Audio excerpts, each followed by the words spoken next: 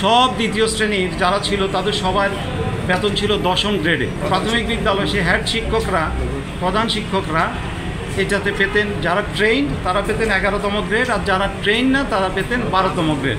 দীর্ঘ লড়াইয়ের পরে শিক্ষকরা আজকে তাদের স্বীকৃতিটা পেয়েছে, এটা একটা সম্মানের ব্যাপার। কর্মরত সকল প্রধান শিক্ষকগণ এই বেনিফিটটা পাবেন। আমাদের আইনজীবী হিসেবে বিনীত অনুরোধ থাকবে ওনাদের কাছে, 5ই আগস্টের আগে পরে শহীদরা এবং অসুস্থ আহতরা আছে, ওনারা যেন ওনাদের সীমিত সম্পদ ও সামর্থ্য থেকে তাদের পরিবারের পাশে দাঁড়ান এবং সাহায্য করেন। আজকে আমরা দরখাস্ত দিয়েছিলাম, সেই দরখাস্তে আমরা বলেছিলাম যে আমাদেরকে যদি গ্রেড 10 স্ট্যাটাস দেওয়া হয় আর সেই সঙ্গে গেজেটেড ক্লাস 2 করা হয়, তাহলে আমরা আর ওইটা যারা পাবো না সেটা আমরা ক্লেম করব না। আর ইতিমধ্যে যারা 2015 সালের আগে 8, 12, 15 বছর অতিক্রম করেছে তারা পাবে। তো সবচাইতে বড় যেটা গুরুত্বপূর্ণ বিষয় সেটা হলো সব দ্বিতীয় শ্রেণীর যারা ছিল তাদের সবার বেতন ছিল দশম গ্রেডে। কিন্তু আনফর্চুনেটলি শিক্ষার একেবারে প্রাথমিক পর্যায়ে যেটা প্রাথমিক শিক্ষা, প্রাথমিক বিদ্যালয়ে সে হেড শিক্ষকরা, প্রধান শিক্ষকরা এটাতে পেতেন, যারা ট্রেইন তারা পেতেন 11তম গ্রেড, আর যারা ট্রেইন না তারা পেতেন 12তম গ্রেড।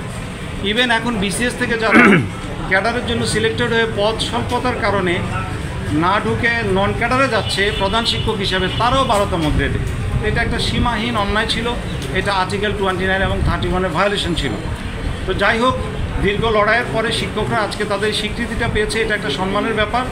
এবং যারা 11তে ছিল তারাও 10 পাবে ট্রেন, যারা ট্রেন না, যারা অদক্ষ তারাও 12 থেকে 10 পাবে। তো এই শিক্ষকরা, আমি শিক্ষকদের কাছে যেহেতু আপনাদের মাধ্যমে সুযোগ পেয়েছি, প্রত্যেকটা মামলার পরে যে কথাটা বলি আজকে সেই কথাটা বলবো। শিক্ষকদের কাছে অনুরোধ থাকবে, অতীতে ওনারা নির্বাচন কর্মকর্তা হিসেবে দায়িত্ব পালন করেছেন, অনেক জায়গায় ভবিষ্যতেও করবেন। বাংলাদেশে ইনস্টিটিউশন নষ্ট হওয়া অথবা ইলেকশন প্রসেসটা নষ্ট হওয়ার জন্য আর যেন ওনারা কোনোদিন ভূমিকা রাখবেন না, এটা আমরা প্রত্যাশা করি আইনজীবী হিসাবে। সেকেন্ড হলো আজকের এই মামলাটা ওনারা খুব ভালো করে জানেন যে ওনারা 2 দশক ধরে কত আন্দোলন করেছেন, কিছু করতে পারেন নাই। ওনারা কোর্টে, হাইকোর্টে জেতার পরে অ্যাপেলেট ডিভিশনে মামলাটা শুনানি করতে পারেন নাই। 5ই আগস্টের পরে পরিস্থিতি উন্নতি হয় এবং পরিবর্তিত পরিস্থিতিতে আজকে এই মামলাটা শুনানি হয়েছে এবং সরকার came forward to help them.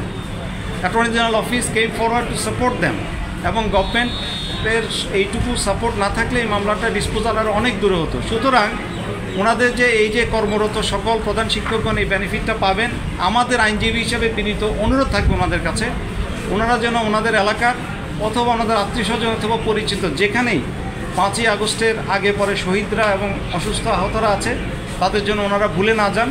ওনারা যেন ওনাদের সীমিত সম্পদ ও সামর্থ্য থেকে তাদের পরিবারের পাশে দাঁড়ান এবং সাহায্য করেন। এখন রায়ে যেটা হয়েছে, প্রথম অংশ হলো যে এই কর্মরত প্রাথমিক শিক্ষক, প্রাথমিক সরকারি বিদ্যালয়, সরকারি প্রাথমিক বিদ্যালয়ের প্রধান শিক্ষকগণ 10ম গ্রেড পাবেন।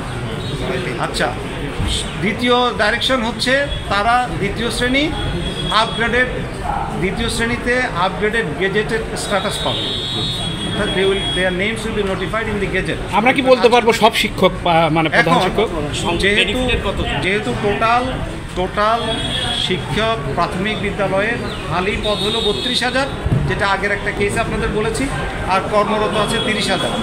আর যেহেতু এই রায়টা হয়েছে এবং আপিল বিভাগের রায় বাধ্যকর, তো আমি মনে করি যে সরকার এই বেনিফিটটা এক্সটেন্ড করবে সবার প্রতি, যারা পিটিশনার হয়েছে তাদেরও এবং যারা পিটিশনার হতে পারেনি for the reason beyond there control, তারাও এই বেনিফিটটা পাবে।